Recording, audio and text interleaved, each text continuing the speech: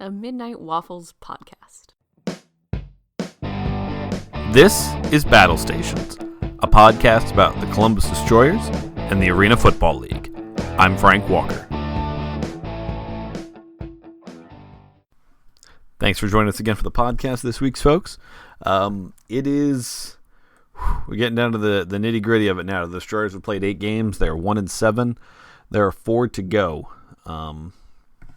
4 games left. You got Philadelphia this week at Nationwide.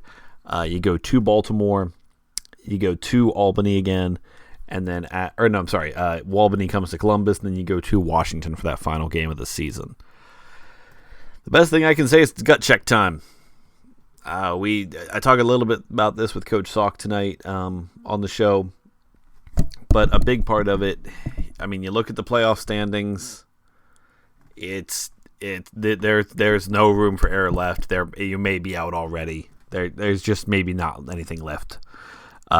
Even if you win out, you got to get lucky probably, because looking at the math, you have the best chance you have with trying to avoid tiebreakers is that one of those teams, Philadelphia or Washington, if they lose out, which right now I think Washington just went up, but hey, it's close. And this is a Thursday night game we're recording during.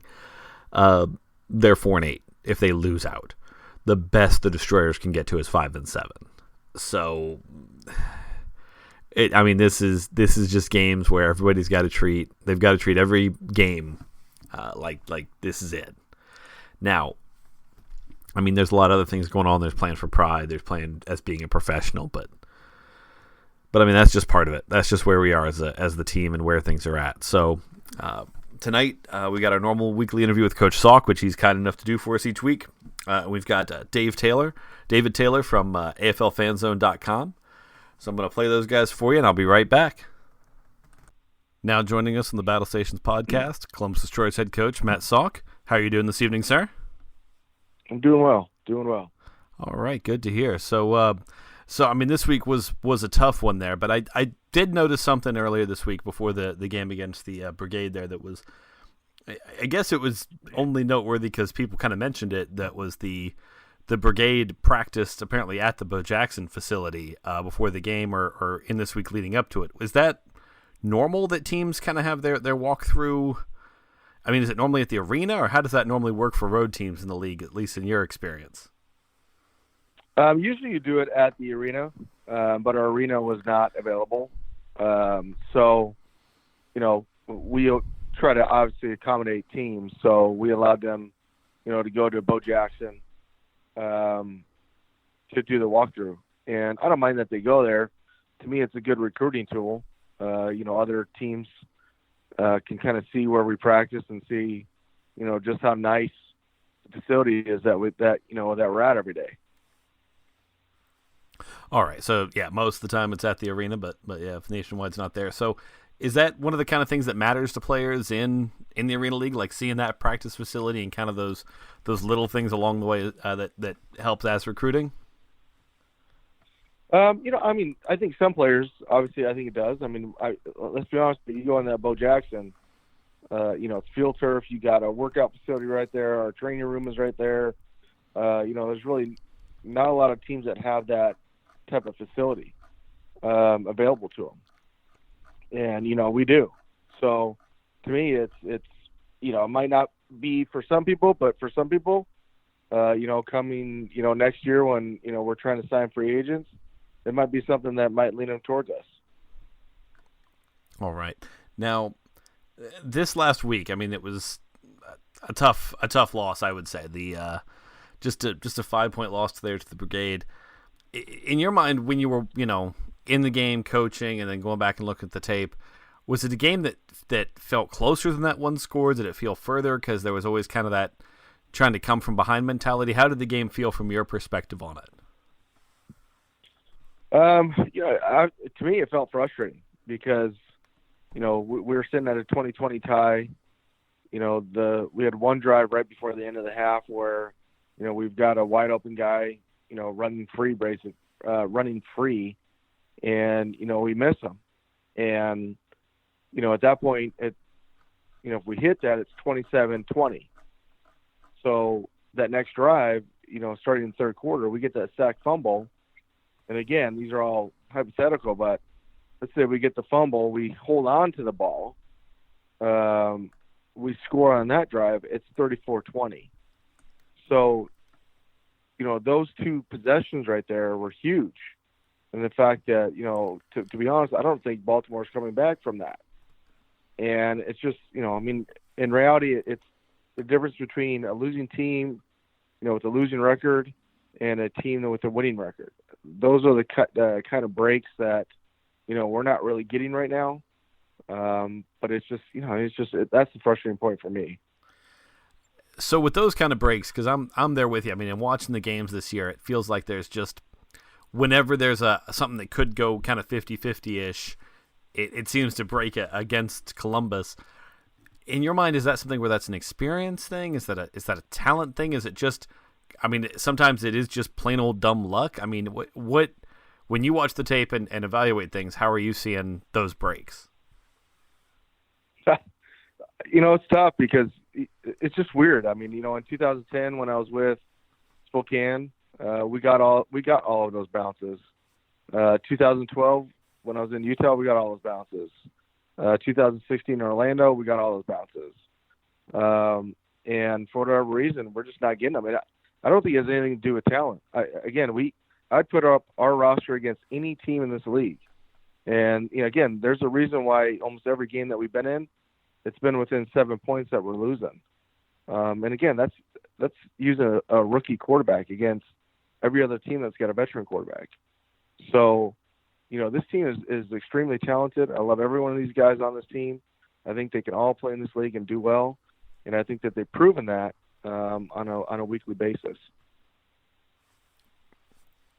All right. And now this week in watching it, it felt like when I was the week before when in the victory there, something that I noticed was Grant Russell didn't spend a lot of time on his back, have to spend a lot of time scrambling. This week he was sacked a few times, felt like he was under more pressure. Was that something where it felt like it was more Baltimore was doing something better? Were the Destroyers, were we just not doing something the way it was planned out? What was your perspective on the play of the offensive line this last week? I think it's a combination of both. I mean, one is that was probably one of the better defensive lines in the league. I'd say top two defensive lines in the league. So they're going to get pressure. It doesn't matter who you have. But I look at least two of those sacks, and two of those sacks, we could have easily have gotten the ball out to an open wide receiver, and we didn't. The third sack was a fumbled snap in the fourth quarter. To me, there's really only one legitimate sack that they had where maybe the offensive line didn't protect as well, and guys were covered. So, I look at two of those. There's guys that are open. He's just got to drop it down and get it to them instead of looking for the deep ball. And, again, that's going to come with growth and understanding, the coverages and what to drop down and when and all that other stuff. Something I have noticed to the positive these last few weeks of the season, and I compare it to the first home game I was at with my family, and it got to the point where my wife was almost joking, saying whenever Fabian Guerra would catch a ball, because it was that game where he had 6 touchdowns, and she was like, "Oh, they scored a touchdown. Yeah. Of course it's Guerra." Kind of joking that he was the only wide receiver on the team. I've seen a lot more kind of multiple guys, really stepping up in the passing game these last few weeks. I mean, this week there were 4 different players with a touchdown. I mean, on top of Donovan Morgan coming back, what has it been that you think's been that spark for the wide receiver group? Is it some of the new blood you've gotten, or what do you think it's been? Well, I mean, I think we've obviously improved our roster through the season. It's still a bunch of rookies, but I think that they're better rookies, and they're still learning the game. They've done a great job so far at learning the game, and I think that's why you see other guys stepping up now. It's the same thing that we talked about when Fabian had 6 touchdowns. I didn't realize he had that many, or that he had 13 catches. because I'm not calling a game to give any specific person the ball. I'm just calling a game to get, hopefully someone open to take advantage of what I believe the coverage will be. So that's my goal. And again, I think that's why you kind of see guys, I think we had 5 guys catch a football, and I just think that's why other guys are doing well. So, these guys have really stepped up.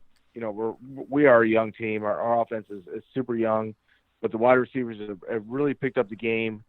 They've gotten better. They've understood what they need to do to be successful. And again, Grant just continues to grow. 2 games in a row, knock on wood, without a turnover. And to me, that's just, that's perfect. That is big, yeah, because that's been a big step up in his game these last few weeks. The final question this week, Coach. With 4 games left to go, and a team that is, from every way I can look at it, about three games out of a playoff spot, in keeping these rookies, like you're saying, such a young team motivated, is it guys trying to play for jobs next season? Is it playing for pride? Is it trying to hang on to that hope of making the postseason? What do you think is that primary driver for guys heading into these last 4 games? I think it's just to be a professional. This is professional football. Their job is to give out, the best effort that they can, do their job, and win football games. Obviously we still have a chance, which is crazy, but we do. So, we're going to try and put, forth our best effort here. We're going to take it, obviously, not only just one game at a time, but one play at a time, type mentality that we can hopefully get a win. The issue is that, this is tough. You got Philly coming in here who's kind of hot at this point. Again, we play at Baltimore, who is a tough team. And then, I don't know, I think we got like Albany after our bye week. So, this is a tough schedule to finish out.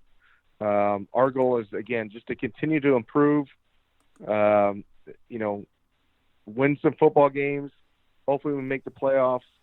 And just, like I said, just do our best and just make sure we're competing and playing hard. All right. Thank you very much for that, Coach. You were right on the next 3 opponents. The last game after that is at Washington last week of the season. But yeah, we'll be rooting for you. Looking forward to this Saturday against the Souls, Coach. And thank you very much for your time this evening. All right, it's awesome. I appreciate it. Thank you. Thank you. Welcome to the BattleStations podcast from AFLFanZone.com. David Taylor, how you doing tonight, sir? I'm doing well. How are you? I'm doing real well. Thanks for asking.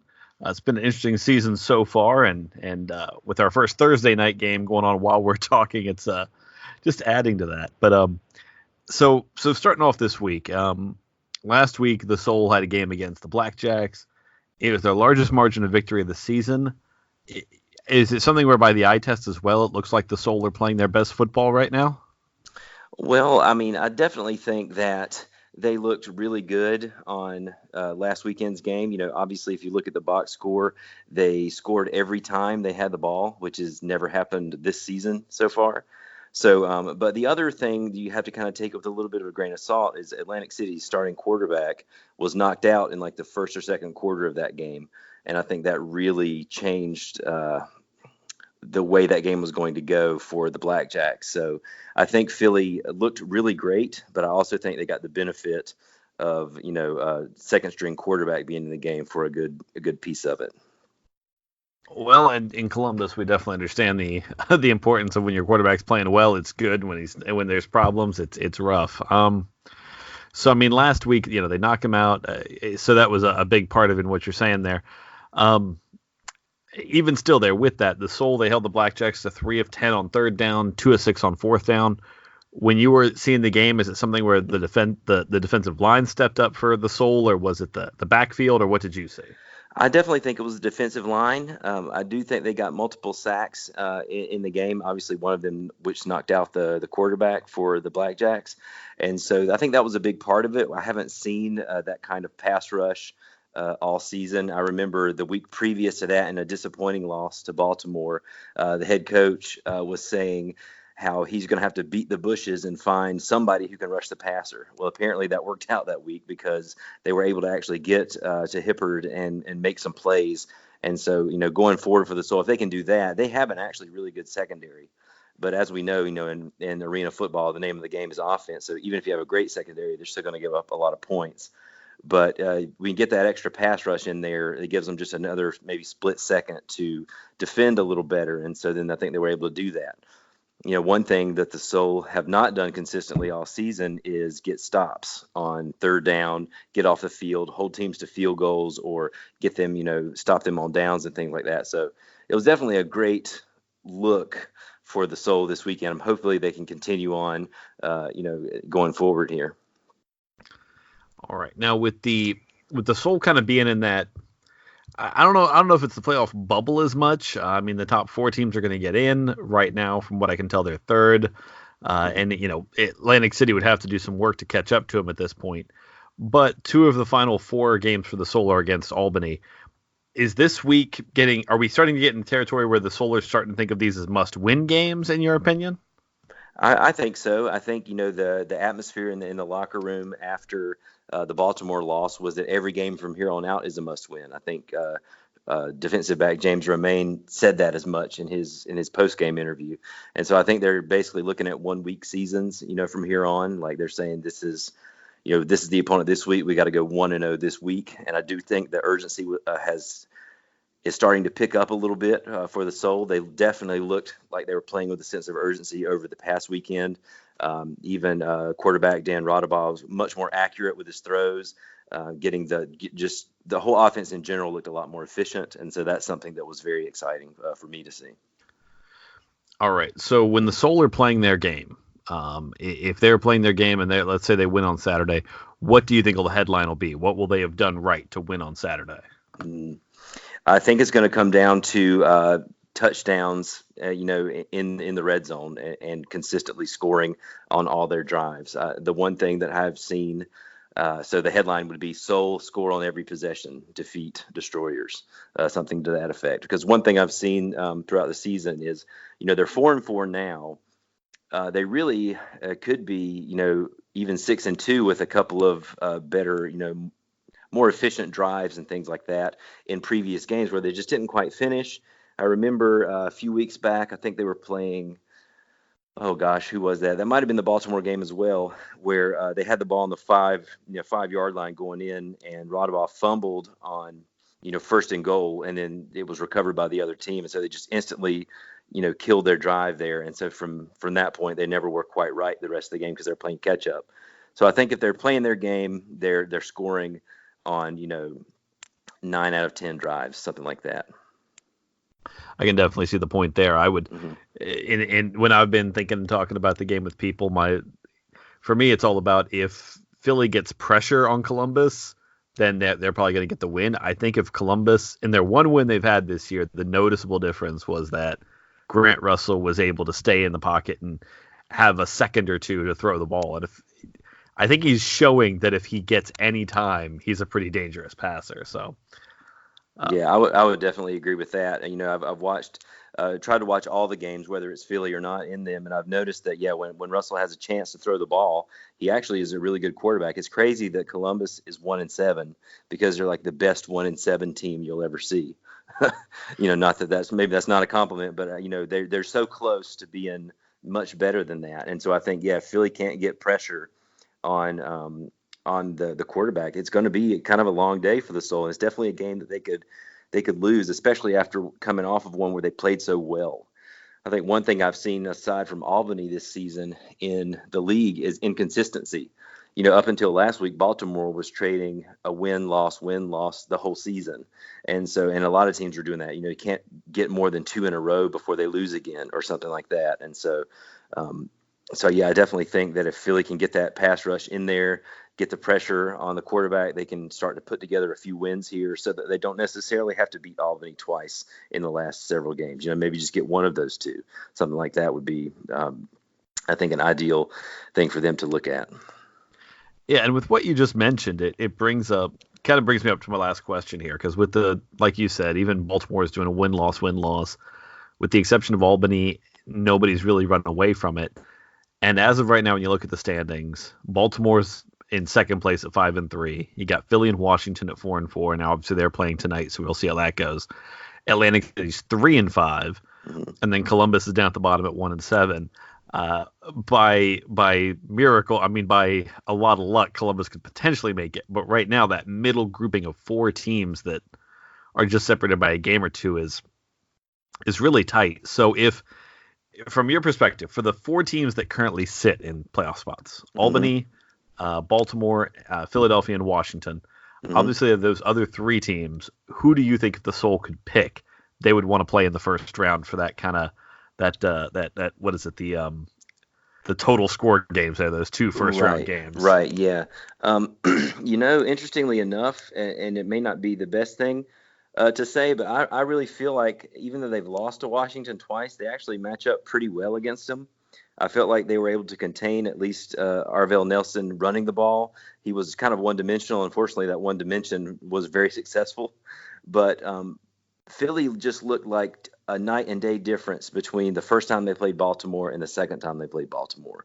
So, they beat them the first time, then they lost pretty badly the second time. And so, if I had my picks, I would actually prefer the Soul to match up with the Valor there, because those games were much closer and the Soul was able to score more points, and just, overall they looked a little better, I think, against Washington, even though they lost both those games so far. I really would feel more comfortable with that. All right, David, thank you very much for your time. You heard me this touch on evening, it and in it's been a the pleasure. interview Thanks for section coming on the there show. with both All of right, our thanks so guests. much. I appreciate it. Is the pressure that is going to get to that's going to happen on Saturday night, depending with Grant Russell. In my mind, that's what this game comes down to. That's where a lot of the Destroyers games are going to come down to. If the other team's getting pressure, it's tough, because so many of the Destroyers' losses this season, what you've seen is the team go down by a touchdown or 2 early, and then have to fight their way back the whole time. And normally it's because Grant Russell, either there was a fumble at one point, or he got sacked at one point, or something like that. And it's, we've talked about it on the show a lot. There were times where I've thought, yeah, that's definitely like him holding the ball too long and different things. I think last week it was a lot on the line, because a lot of it was just the pressure was there immediately, and there was just nothing to be done as far as what Grant Russell could do other than maybe throw away or do something else there. But I think as a fan, that's something you're going to be able to watch early and get a real sense of where this game is going. If Russell looks like he has any time over the first couple of drives, the Destroyers are going to be in this thing to the end as far as this game against the Soul this week. If there's pressure and you see Grant having to run all over the place, we'll see. We'll see what happens. It's not. It's not great if that's what we're seeing. So it'll be an interesting game this weekend. Again, we're kind of getting into that gut check time, as we talked about in the first part of the show. For the Destroyers, this season is about starting to build back up what was here years ago. And again, you're doing it with a whole new fan base.